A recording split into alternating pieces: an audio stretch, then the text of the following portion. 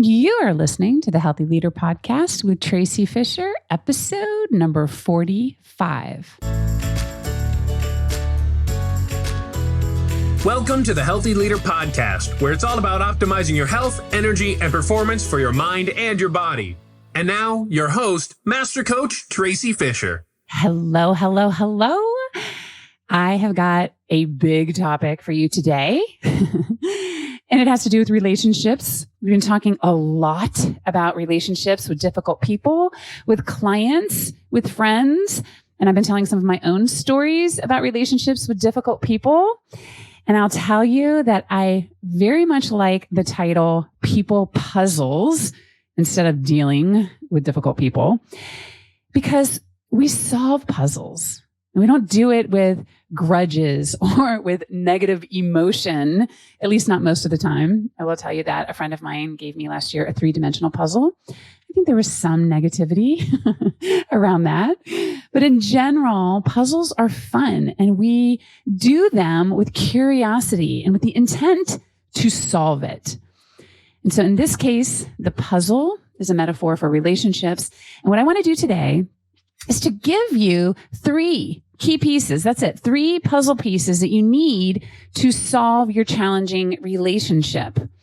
Now, I have been talking with a lot of people about both personal and professional challenges. And I want you to know that no matter what the relationship is like, this concept works with all of them. No matter if we're talking about your boss or your colleague or your kid's coach on the soccer team or your spouse. This process works with all relationships. And here's why. Because you are the puzzle master. You are 100% responsible for solving the puzzle and putting these key pieces together. And that is always, always true. Now, I know that that can be a hard sell because people can be really annoying, right? People can take us to our limits. And no matter how they are behaving, you are the puzzle master. And I want to share these concepts with you. And I promise you at the end, you're going to be like, all right, I get it. I am the puzzle master. And you're going to have some key ways to handle the most challenging relationships that you have. Now, before I jump in, I want you to know that I have 2 other podcasts that I did last year around relationships. And one of them is episode number 21. That's about healthy relationships. And that basically gives you the understanding for the foundational pieces for relationships and the dynamics, and it helps clarify them. So I highly recommend going back and listening to that if you haven't already. And then episode number 22 is about boundaries and what a boundary really is and what it isn't. And I go into the difference between a boundary and a threat and give you a formula for creating healthy boundaries. So I also encourage you to go back and take a listen to episode number 22 as well. Before I dive in, if you've been listening for a while, you know that I am all about formulas and creating these easy 1, 2, 3 steps. And I do that, 1, so I can remember them when I need to use them in my own life and in my own relationships. And I'm also a visual learner, so it helps me in the heat of the moment to have 1, 2, 3 steps and to have a picture. And so I do that for myself, and I also do that for you so that you can remember them too. I like doing research on the topics and then integrating what works with other leaders and then dialing it down and giving you the 3 most important parts. And I know that you are a leader and you're highly scheduled, so I want you to be able to take this with you now and to use it right now. On that note, I'm going to do a shameless plug here and let you know that I would love it if you could take just 60 seconds and give the Healthy Leader Podcast a review on wherever you are listening. And I even have notes on it, how to do that correctly in the show notes, because sometimes it's not really obvious. And this is a labor of love. There's a lot of research that goes into it as I condense the most important pieces for you to consume and use. So I'd love to get your feedback. And of course, I'd love 5 stars. Okay. So this is a crazy time right now with relationships in general, globally, nationally, within our communities, and in our own worlds, at work and at home. And it can feel out of control. There are a lot of layoffs going on right now. There's issues with the economy. And I know that some of you are dealing with losing team members or not getting bonuses and feeling the impact of our economy right now. And then on top of that, there are some people who just make it really hard to get your work done or for you to show up the way that you want. So as an example, I'll share with you that I've worked with a woman, we're going to call her Lena, who is a chief project officer. And they have let a lot of her people go recently. And they left someone that she basically clashes with. And I'm going to call him James. And from the start, Lena and James clashed. They did not get along. Lena felt that James was always questioning her decisions and undermining her authority and doing that in front of their colleagues. And so Lena had tried addressing the issue by having one-on-ones, integrating some strategies that she learned, but it didn't work. And according to her, he was refusing to listen and basically continued to act disrespectfully to her. So recently, this conflict led to a pretty major project delay and cost the company a significant amount of money. And so Lena's boss called her in and said, listen, you need to figure out how to work effectively with James. And that if she didn't, it would be a clear mark on her leadership capabilities. So she was feeling pretty frustrated and hopeless and wanted to make things better with James. And she now is also worried about losing her job. So can any of you relate to that? These are the things that are going on right now. So relationships are at the heart of many of the bigger issues that we are dealing with. So I want to give you these 3 puzzle pieces so that you can begin to solve that people puzzle right now, no matter how the Jameses in your life are behaving. And these are the 3 key areas to focus in on. And so right now I want you to imagine that you are holding these 3 big puzzle pieces and to know that this is your puzzle. You are the puzzle master. And this is an amazing way to look at relationships and to be able to shift them almost immediately to go from feeling powerless to, all right, this is a puzzle and I can figure out how to go from a disjointed relationship to one that I can complete and feel good about. So to start with, I want you to now imagine that you have a relationship and it's those puzzle pieces and they are challenging and you need to figure out how to put these puzzle pieces together. And before I identify these puzzle pieces, I want to ask you about this challenging relationship that you have in your mind. And I want to ask you, what makes it challenging? What about the relationship is challenging? And I want you to let your mind go. Let it figure out what it is that you think about that makes this person in this relationship challenging. Maybe it's that they don't listen, or that they keep messing up on the same project, or they challenge you, like James challenged Lena. You feel like they might be undermining you or talking about you. So notice right now what comes to your mind. What are you thinking about the relationship? What thoughts come up for you right now? And are they all negative?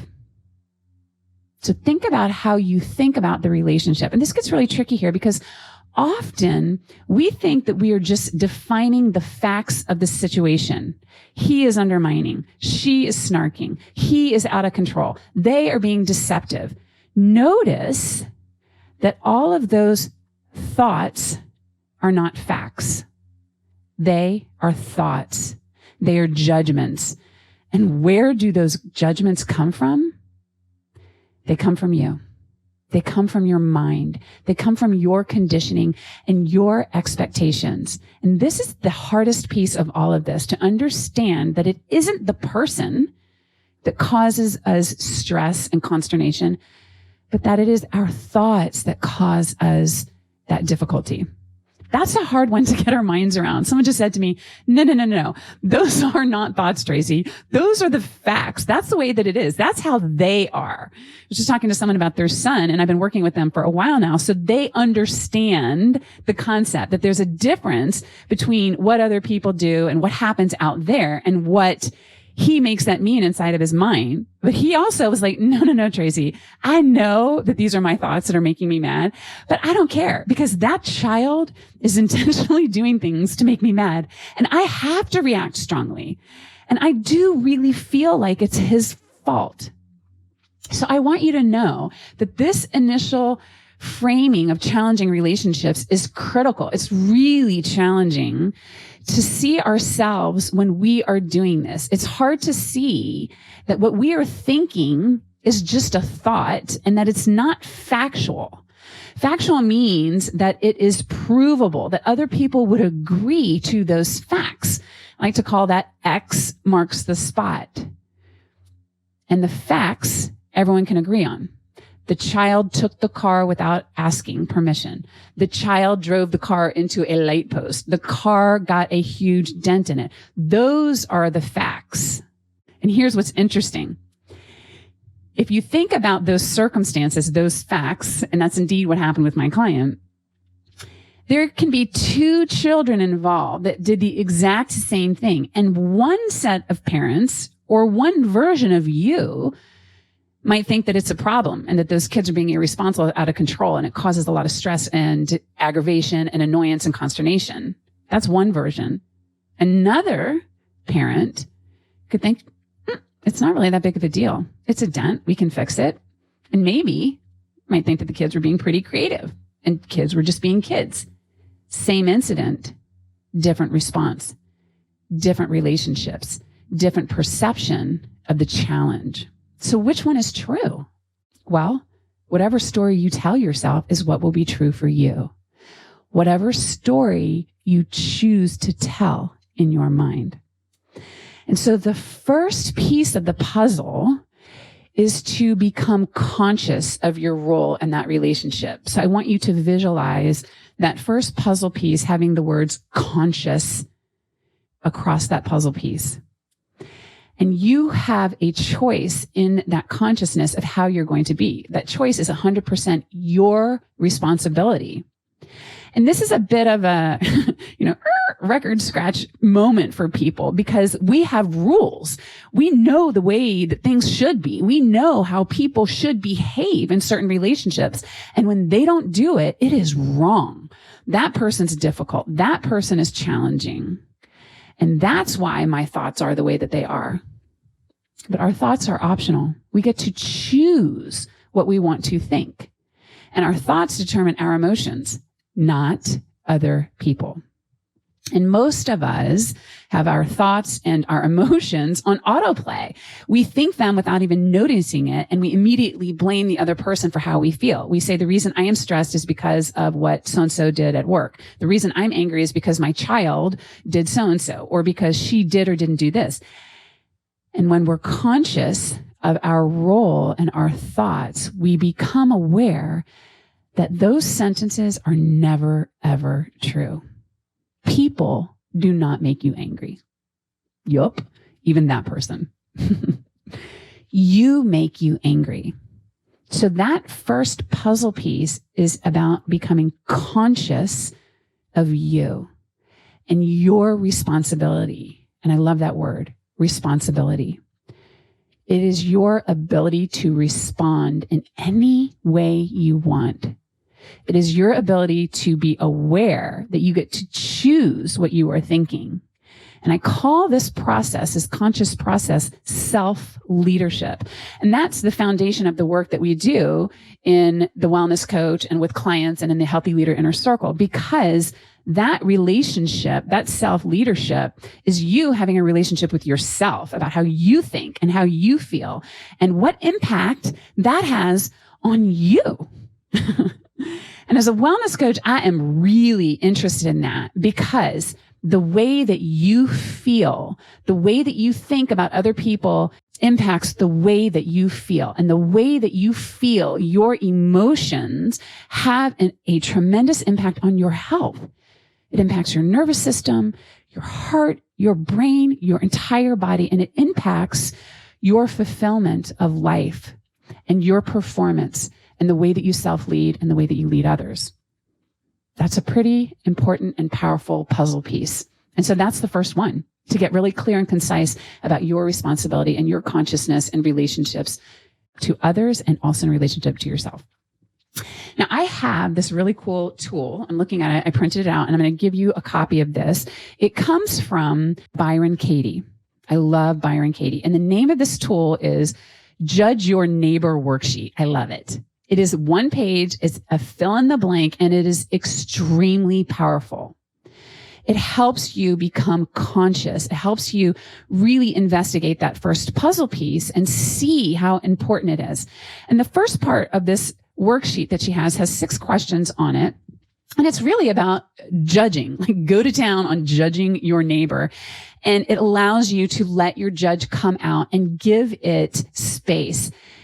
And I really like this because often people know that they are judging and they suppress it.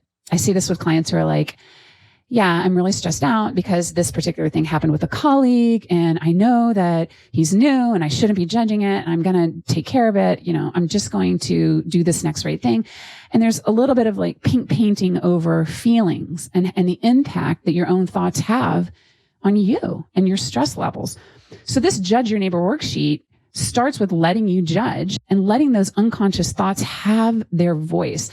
And it's really important because we can't change that voice, that emotion, that stress if we don't see it or we don't know about it. And then once you are able to see it, then you can change it. And that's the second part of this worksheet, which is just this little piece at the bottom. And she takes you through the 4 questions. And the 4 questions that Byron Katie uses is called the work. That's her copyrighted material. And that's what she does. And everything she does is centered around this work.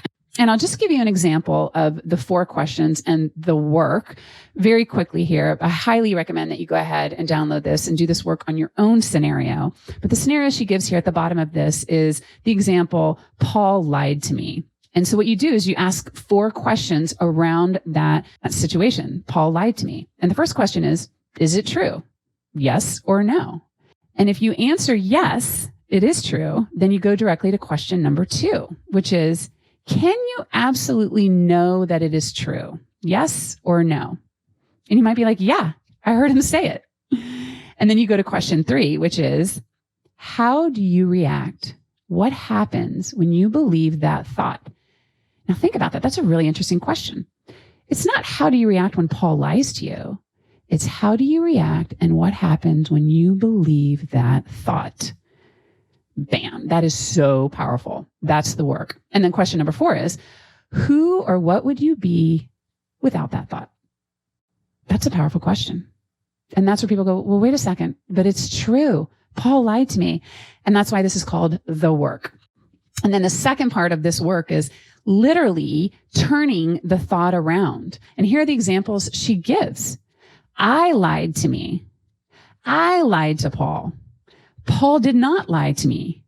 Paul told me the truth. And even just reading those out loud is extremely powerful. Just considering a different perspective is the power in this. And that is the work that Byron Katie goes through to underscore the power of considering something different, of shifting your consciousness. This is massive growth. And it takes a lot of courage to go through it. So again, I highly encourage you to download it and check it out and to take your relationship that you're struggling with right now and to go through this process. You could do it in less than 5 minutes. And I love her so much because this work helps you to open your eyes that you do have a choice in what you are thinking and what you choose to play with in your mind. And that is the second puzzle piece. The second puzzle piece there is choice. And you get to choose who you want to be in life and in this specific relationship. Oftentimes we think we're stuck.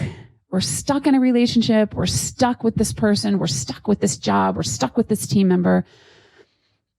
You are never stuck. Being stuck is a state of mind. Every day, every moment, really, we have an opportunity to shift who we are being in relationship to ourselves and in relationship to others. And often I see people choosing to handle relationships in one of 3 ways.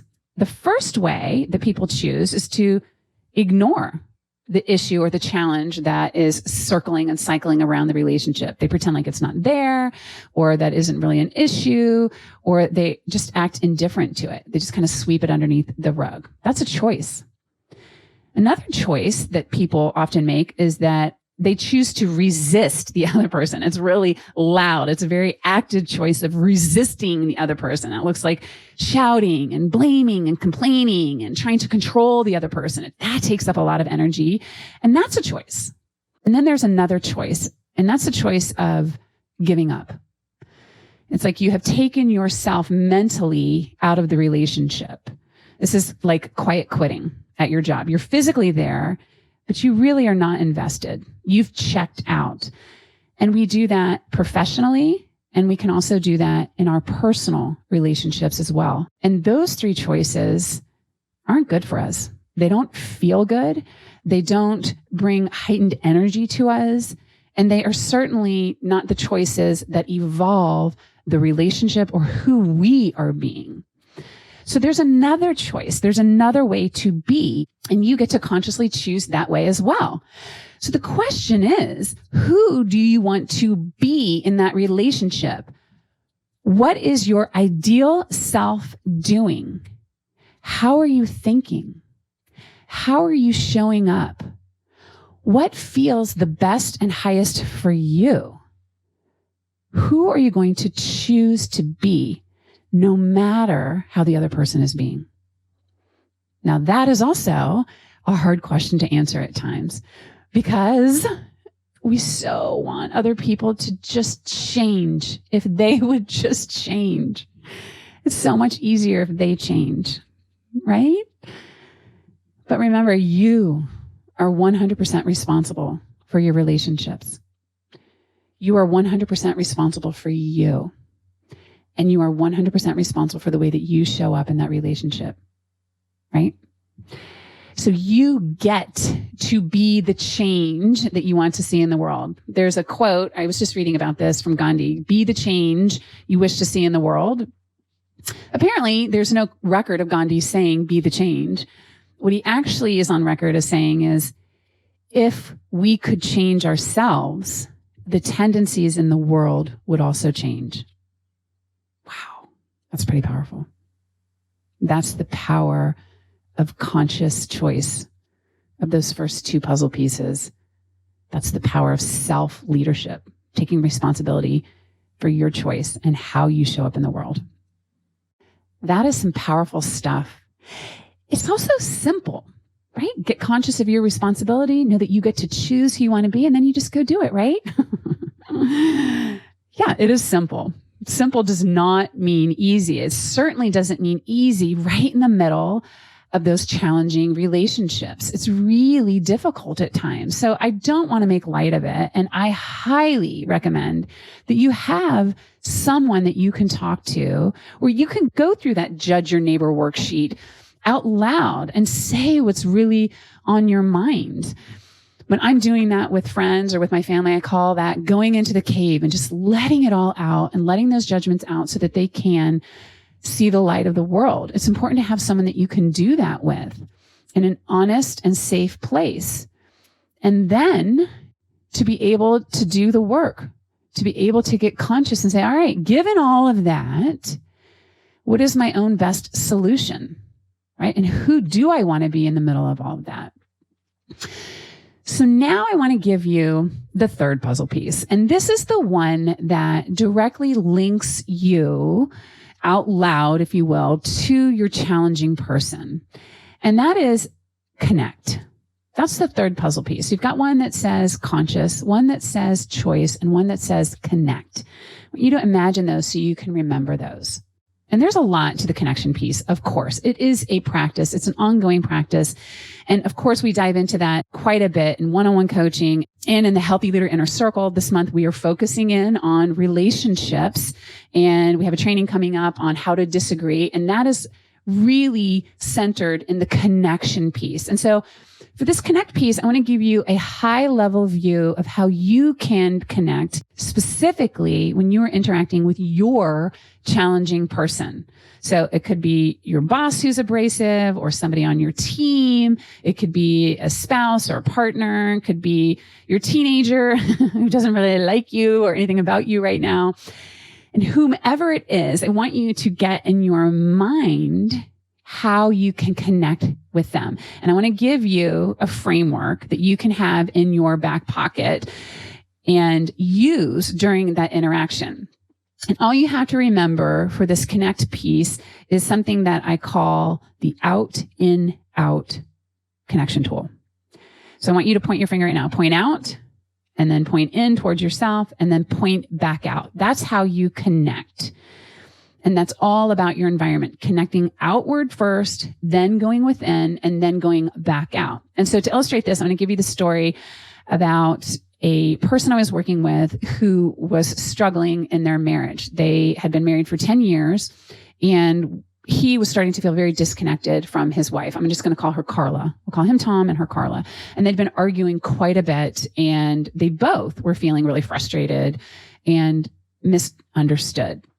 And how they were interacting was basically just back and forth, back and forth, back and forth. And their main issue would never get resolved.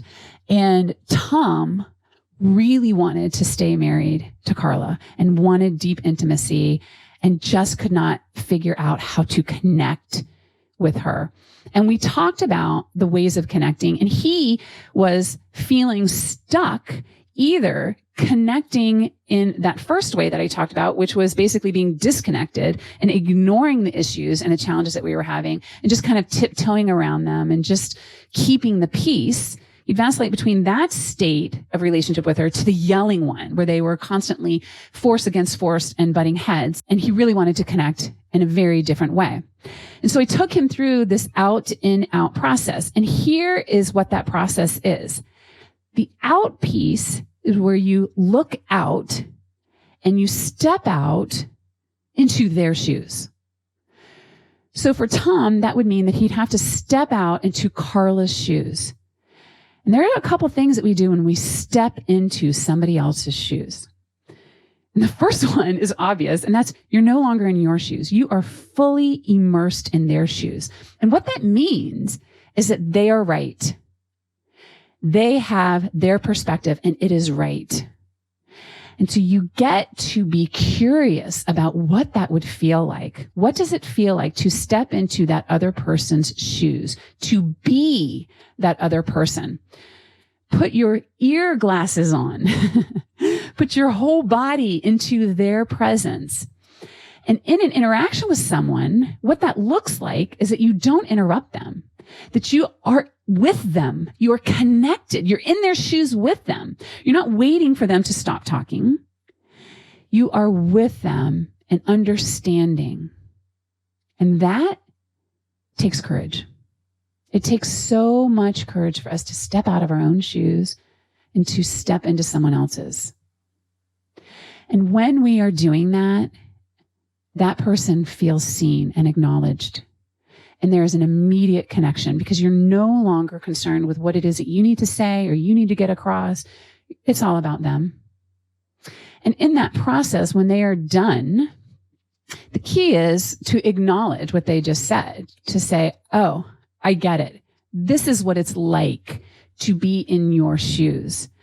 And to be reflective, to say, I can see how you would think that. I could see how you would perceive what I said in that particular way. And then maybe you even give an example. And when we're doing that, all we're doing is recognizing what is out there, what's going on with that person. So that's the first step, to go out and to dare to step into their shoes. Then step 2 is to bring yourself back in. This is where you come back inside of you. You point back into your own mind and your own heart and your own body and think about being conscious of yourself. Given that information, given that understanding of that other person, now where are you? And this is where you get to be conscious of what that changes for you. That's that first puzzle piece. and where you get to choose now to relate and respond and to be vulnerable about your shoes. It's interesting. When I did the training, I held up a pair of my old army boots, my old stinky army boots. And this is the opportunity for you to be vulnerable and authentic and say, okay, here I am. Here are my shoes. And one of the ways that we can do this to keep it very clean and precise is to think about that model, to think about your thoughts, your emotions, and your actions, your T, right? Your tango, your echo, your alpha, and say, okay, this is what I am thinking right now, to give a couple thoughts. And then here are my emotions. This is how I am feeling right now. I'm a little confused. I thought I was right about this situation. I'm also feeling deep connection for you and empathy for what just happened. And then the A piece is action. And this is, in the marketing world, your call to action. Okay, so now what? How do we now go forward? And this is the piece where you can make a request and say, okay, given all of this, I would like to request that, and then you fill in the blank. And I really dive into this in episode 22, how to powerfully make a request, because making a request is very different than demanding or forcing or assuming you know what's best. It's powerful. And it's powerful because it takes courage for you to say out loud or to indicate what your boundaries are out loud. And this is something that many of us choose not to do because it's much easier to just be resentful, or to just not say it, or to just let the conversation be, or to let things be how they are.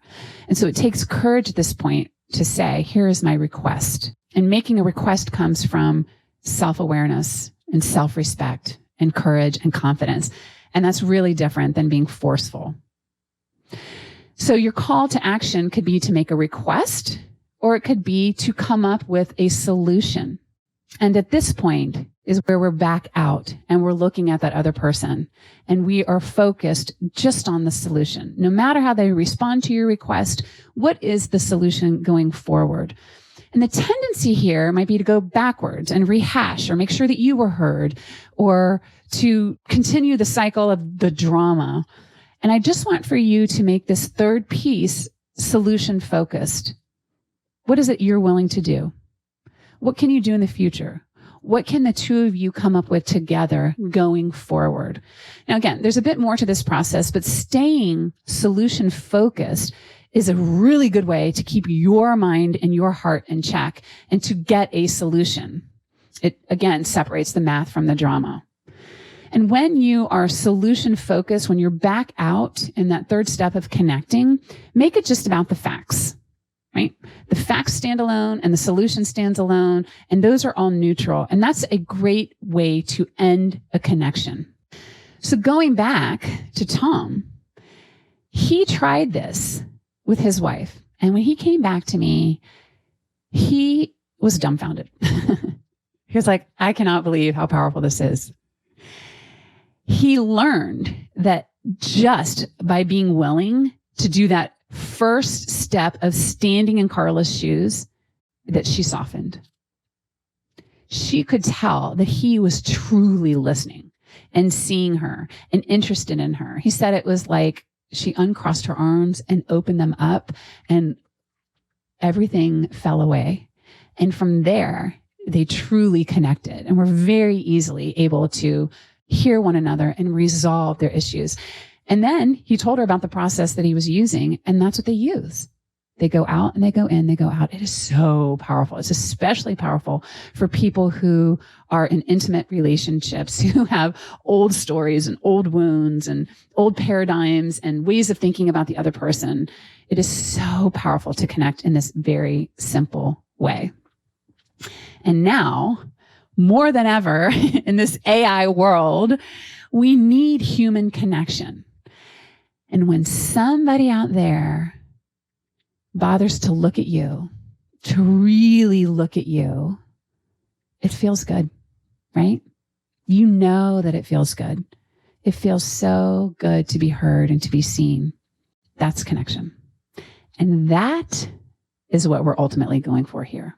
As you put the pieces of the puzzle together for the relationship that you have in mind, what you're really doing here as the puzzle master is you're putting your own puzzle pieces together.